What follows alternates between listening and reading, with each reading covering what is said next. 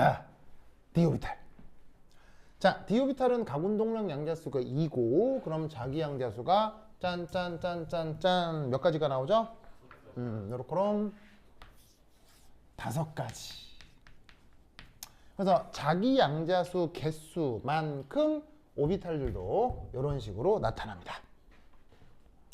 됐죠? 이때 당부드리고 싶은 건 이 5개 D오비탈의 그림 외우세요. 아시겠죠? 이 5개 D오비탈 그림 외우셔야 됩니다. 알겠죠? 중요해. 그래서 이 각각의 모습을 뭐라고 기하학적으로 표현하냐면, 함수값이 보시다시피 x축, y축 걸쳐 있죠. 그리고 당연히 빨간색, 파란색의 의미는 플러스 함수값, 마이너스 함수값을 뜻하는 거예요. 요런 분포를 x제곱 빼기 y제곱이라고 표현합니다. 이 표현 외워야 돼요. 알겠죠? 외워야 돼. 이걸 외워야 이해할 수 있는 논리구조가 있어요. 알겠죠? 지금은 아닌데 나중에 2학년 넘어가면서, 아니야, 1학년 때 갑자기 그 교사가 얘기할 수도 있어. 결정장 이론이라고 하는 게 있거든요. 배위결합 화합물의 구조를 설명할 때, 성격을 설명할 때 표현하는 이론 중에 결정장 이론이라고 하는 게 있어요. 그 얘기할 때 이 얘기가 나와. 알겠죠? 그래서 D오비탈의 생김, 이 생김과 이 표현하는 방식 외워야 돼. 알겠지? 이 그림 외워야 돼. 그래서 이렇게 x축, y축 이렇게 돼 있는 요 모습을 dx제곱 마이너스 y제곱이라고 하는 거야. 알겠죠? 그 다음 z축 방향으로 주로 훑어 있고 xy 평면 방향으로 이렇게 도넛 모양으로 표현이 되는 함수값이 분포되어 있어요. 이럴 때를 z제곱 왜 또 뭐? 제 혼자만 저럴까? 이게 수리적인 이유가 있는데 뭐 우선 그러려니 합시다. 수리적인 이유가 있는데 그냥 그러려니 합시다. 그 다음 Y축하고 X축을 이렇게 그려놓은 거예요. 그러면 요 모양은 3차원 모델링으로 그렸지만 얘는 지금 2차원 그림으로 그렸죠. 왜냐하면 얘는 입체 그림으로 그리기가 조금 얄딱구리해서 그냥 어쩔 수 없이 단면도를 그린 거예요. 그러면 여기가 X축이고 여기가 Y축이면 여기가 무슨 축이겠어요? Z축이겠죠. 그래서 Z축이 여기 있다라고 감안하고 얘를 상상을 하라고 하겠죠.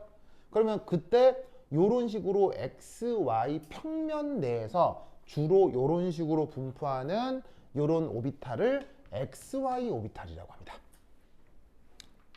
그 다음 여기가 Z축, 여기가 Y축이면 요건 무슨 축? 이건 X축이 되겠죠. 남아있는 건 X밖에 없으니까요. 그럴 때 YZ 평면에서 나타나는 요 함수값들이 주로 나타나죠. 얘는 DYZ라고 합니다. DYZ라고 합니다. 그러면 같은 논리 체계로 얘는 뭐라고 부르면 되겠어요? ZX라고 부르면 되겠죠. 뭐라고? 요걸 왔다 갔다 하는 건 내 마음입니다. 그건 자기 마음입니다.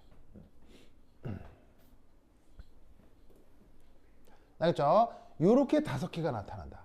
어쨌거나 다짜고짜 이 그림을 그려라. 무슨 말 알겠어요? 이 그림을 그려라. 그리고 외워라. 알겠죠?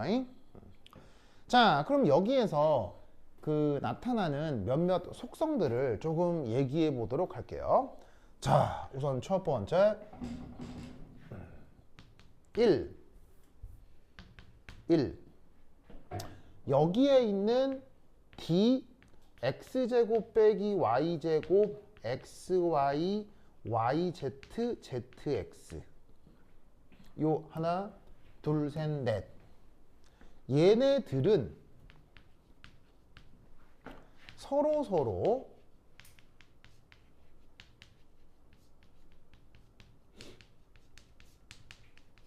회전 대칭 관계입니다. 회전 대칭 관계. 회전 대칭 관계. 이 대칭이라는 말의 뜻이 뭐냐면 겹쳐진다라는 뜻이에요. 겹쳐진다. 뭔 말이냐면 얘를 이게 딱 들어가지고 해가지고 탁 넣으면 쫙 들어간다 이런 얘기. 알겠죠? 누가 얘 서로가 모양이 똑같아서 얘를 딱 들고 탁 하면 쫙 들어가. 무슨 말 알겠죠?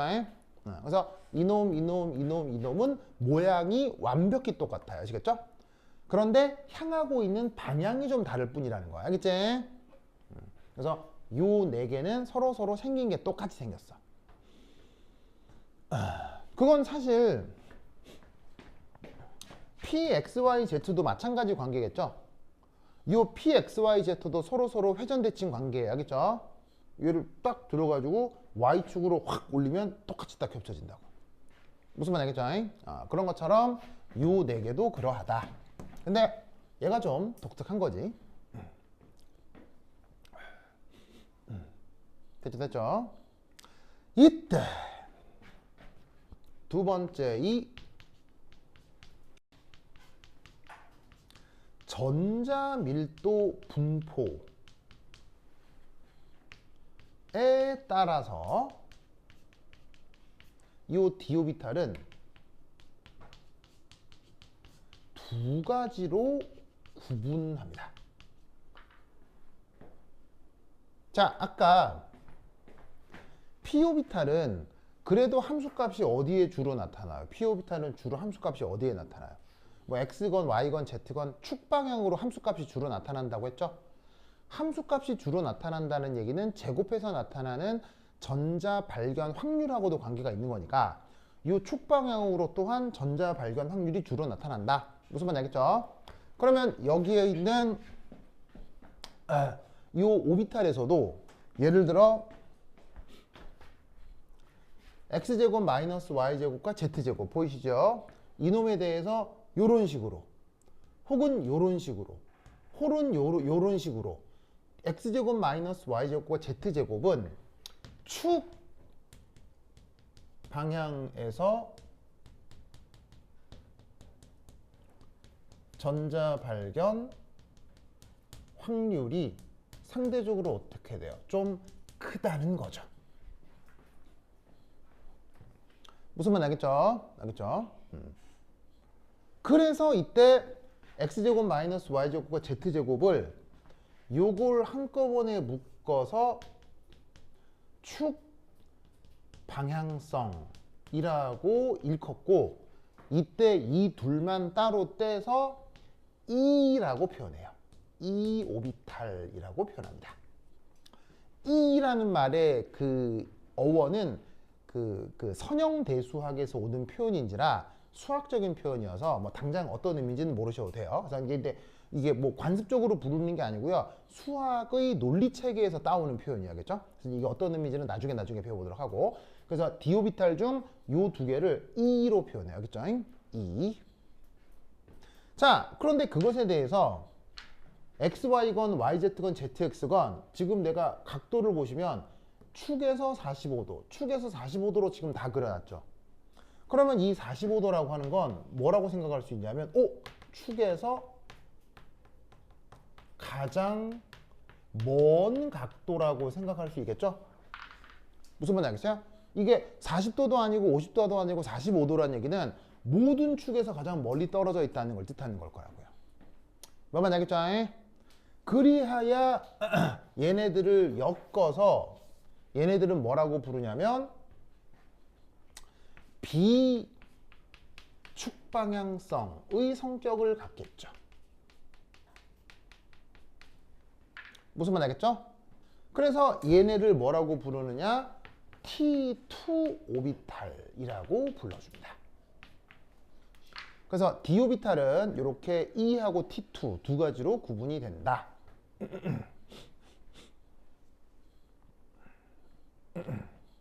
뭐면 아시겠죠? 이 논리를 꼭꼭 기억해 두시기 바랍니다. 오케이, 됐다. 자, 쓰고 있어요? 자, 쓰고 있죠?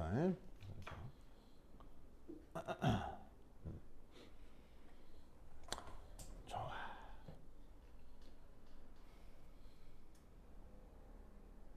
자, 그러면 요거로부터 우리 이제 또 어떤 생각을 하나 해볼 수가 있느냐?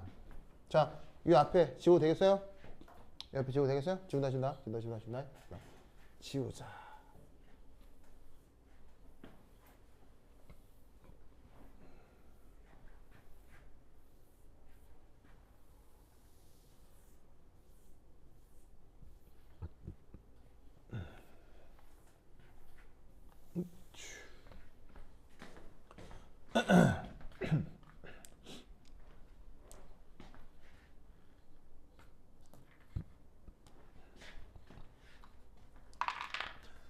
자, 세 번째.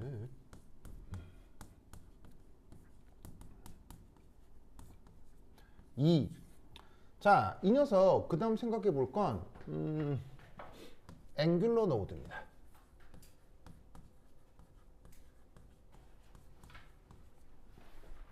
자, 앵귤러 노드 우리말 번역 앵귤러 노드 우리말 번역 강마디잖아요. 강마디. 자, 그런데 이 강마디 그래, 복습하는 김에 무슨 모양? 강마디 무슨 모양? 바로 열린 면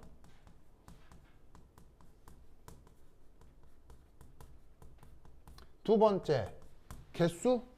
개수? L개, L개. 그래서 이 앵귤러 노드 L개. 그래서 지금 몇 개? 지금 몇 개? 앵귤러 노드 지금 몇 개? 두 개. 됐습니까? 그러면 여러분은 저기 그려져 있는 그림에서 두 개로 나타나는 앵귤러 노드가 어디 있는지 찾아서 그릴 수 있겠어요? 앵귤러 노드 몇 개 있다고 지금? 지금 두 개, d 오비탈은. 그러면 여기서 여러분들은 앵귤러 노드가 어디서 어떻게 나타나는지 찾을 수 있겠어요? 우선 첫 번째 여러분 잘 봐. 봐봐. 이게 지금 원래 3차원 모델인데 어쩔 수 없이 단면도를 그린 거잖아요. 그럼 여기에 무슨 축이 있다고요? Y축이 있단 말이에요. Y축. 그러면 이 Y축을 생각을 했을 때 이렇게 나타나는 평면 무슨 평면이죠? 그러면 여기서 내가 보라색으로 그린 게 이렇게 나타나는 평면이라는 거잖아.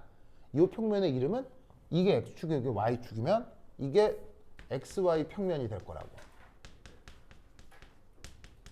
맞습니까? 그 다음 요게 Y축이라고 할 때 이렇게 나타나는 평면이 있겠죠. 이렇게 나타나는 평면. 그건 또 무슨 평면이겠어요? 얘는 YZ 평면이겠죠.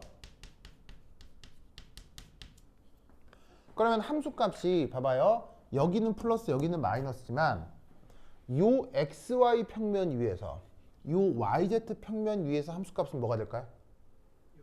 0이 된다는 얘기예요. 무슨 말인지 알겠어요? 그래서 주어져 있는 요 오비탈에서 이렇게 나타나는 평면, 요렇게 나타나는 평면, 요 위에서는 함수값이 0이기 때문에 이것도 다 뭐라는 얘기예요? 이게 뭐라는 얘기예요? 얘가 바로 이게 앵귤러 노드란 얘기예요. 얘도 앵귤러 노드란 얘기죠. 무슨 말인지 알겠죠? 그러면 주어져 있는 XY, YZ, ZX에서는 앵귤러 노드 두 개가 이렇게 나타나는 걸 금세 찾을 수가 있다 이런 얘기인 거지. 뭐 말인지 알겠죠? 알겠죠? 그러면 이때 이 모습을 그대로 45도 축방향으로 틀어놓은 게 지금 이거거든요. 그럼 여기서 앵귤러 노드가 어디겠어요? 여기서도 앵귤러 노드가 하나, 둘 이렇게 나타날 거 아니야. 그럼 얘를 잡고 여기가 45도 떨어져 있으니까 딱 잡고 시계 방향으로 45도 돌리면 나타나는 게 이거거든.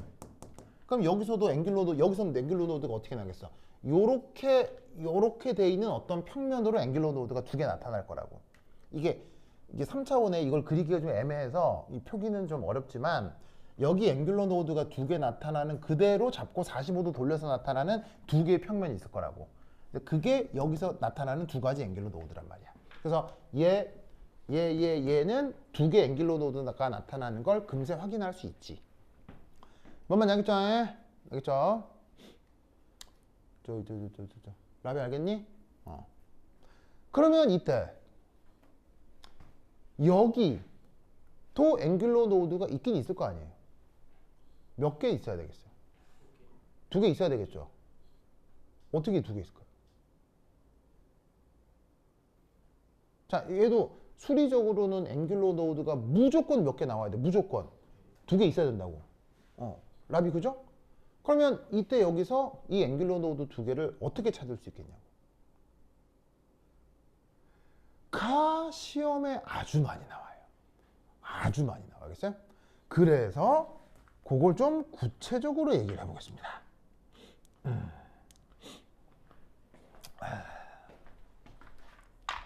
자, 퀴즈. with 저기 보시면 d z제곱의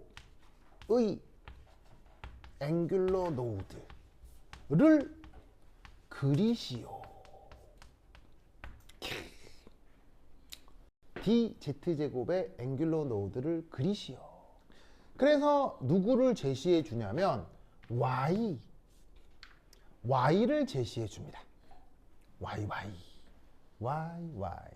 y 우리말 번역이 우리말 이름 아니 우리말이 한다. y 저 이름이 뭐였죠? 뭐였죠? 앵귤러 파트.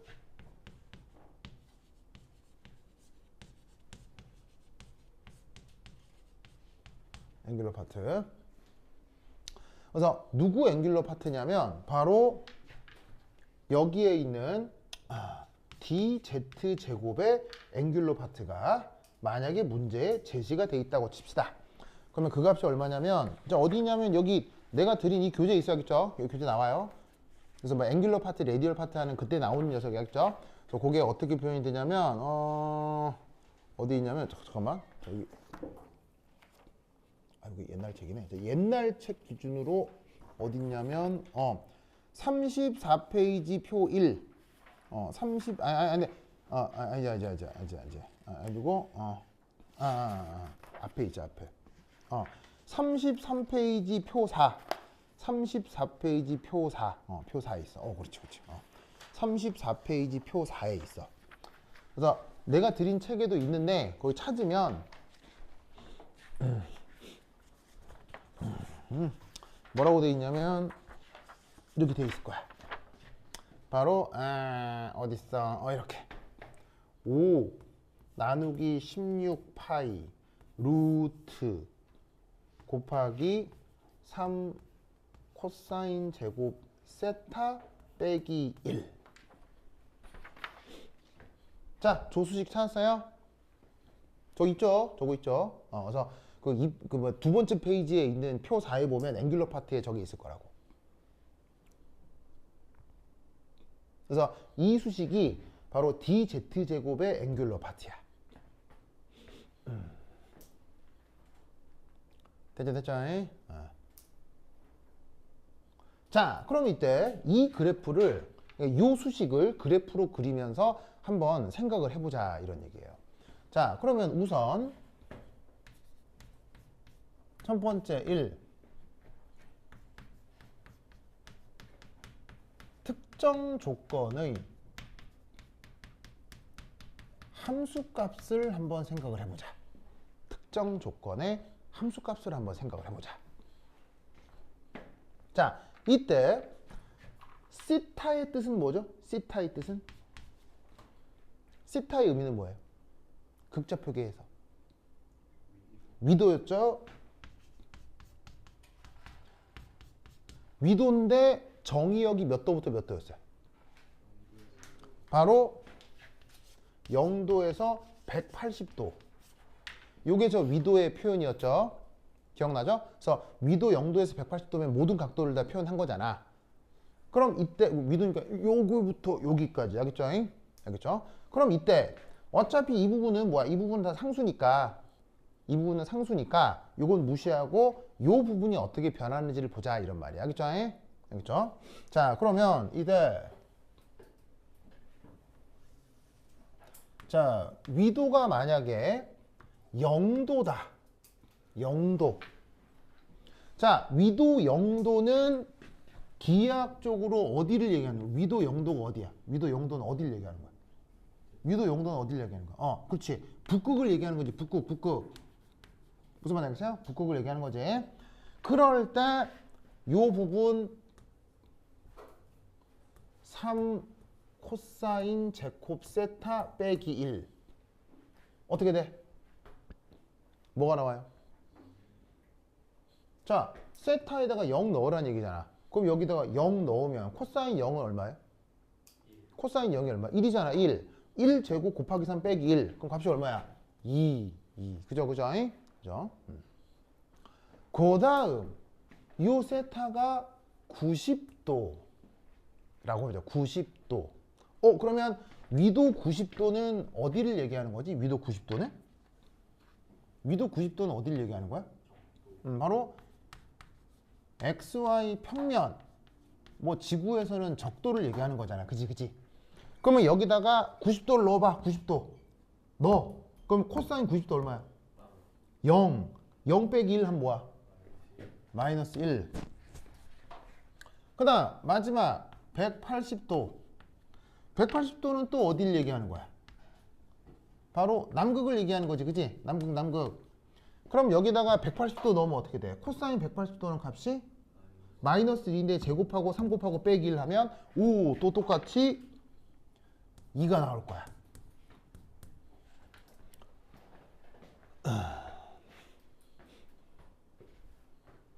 그죠?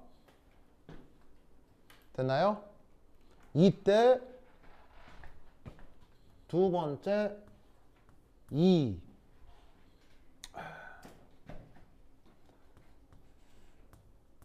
요 앵귤러 파트가 0인 조건을 한번 생각해 보도록 하겠어요.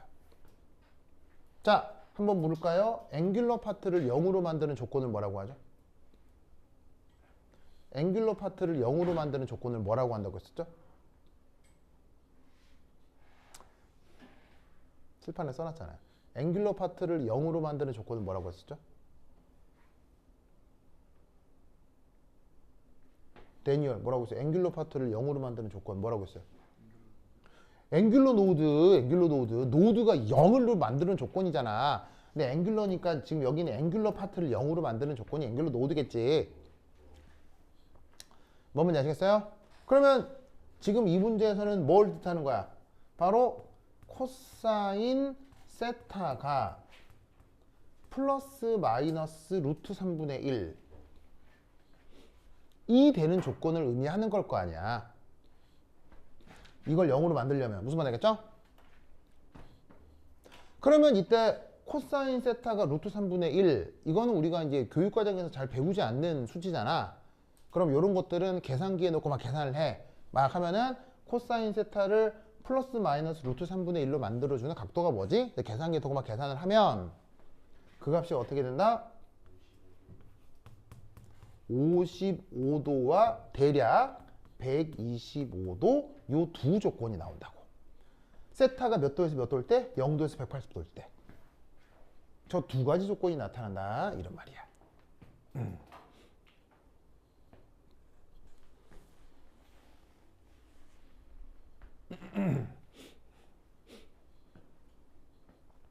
뭔만 알겠죠?